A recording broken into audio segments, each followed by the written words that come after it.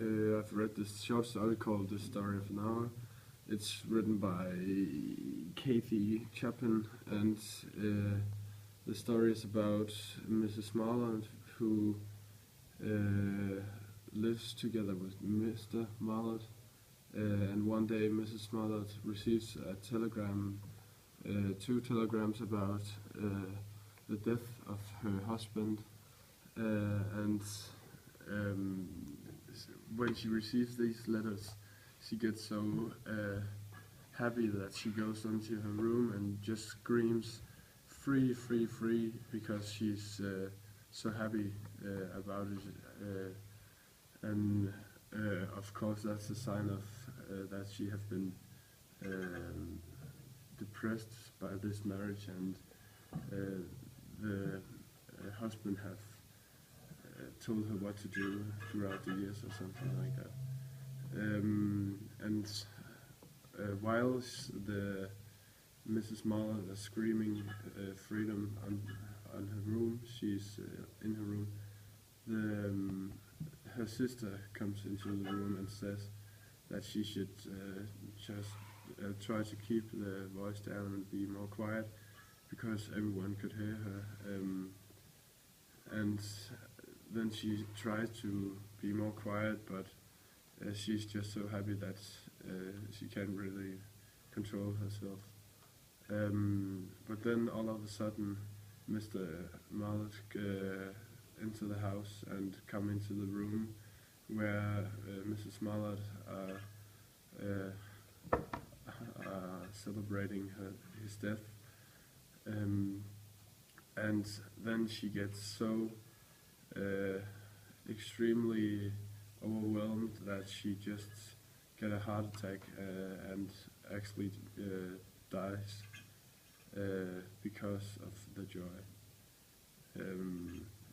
And this story I've chosen to put in perspective to the film we have seen in the class, which is called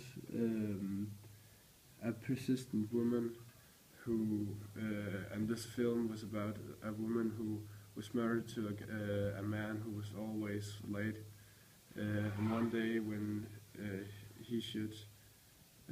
they should take a airplane to somewhere else, another country, on a holiday, the mans were late once again, as always, and she's getting more and more pissed off because of him. And then she goes into the car and he says that, "Oh, I forgot something," and he goes back into the house and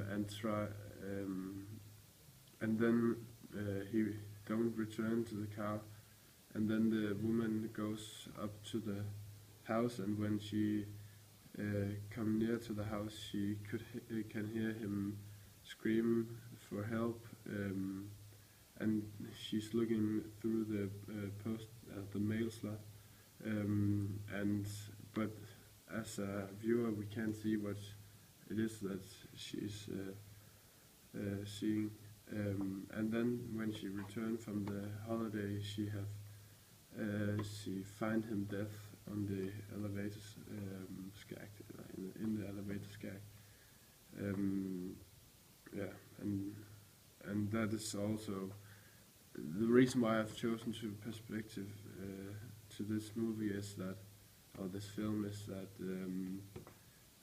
both women are obviously being depressed by their man, and they are both trying to get away from this depression and this awful everyday life, and they're doing odd things when they see a possibility for the man to die.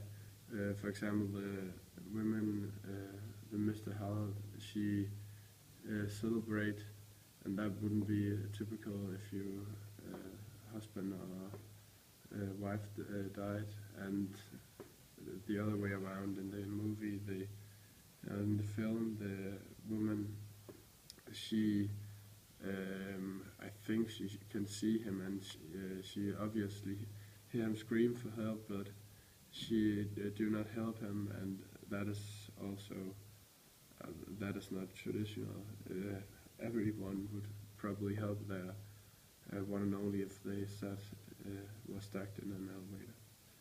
Yeah, and that was pretty much it.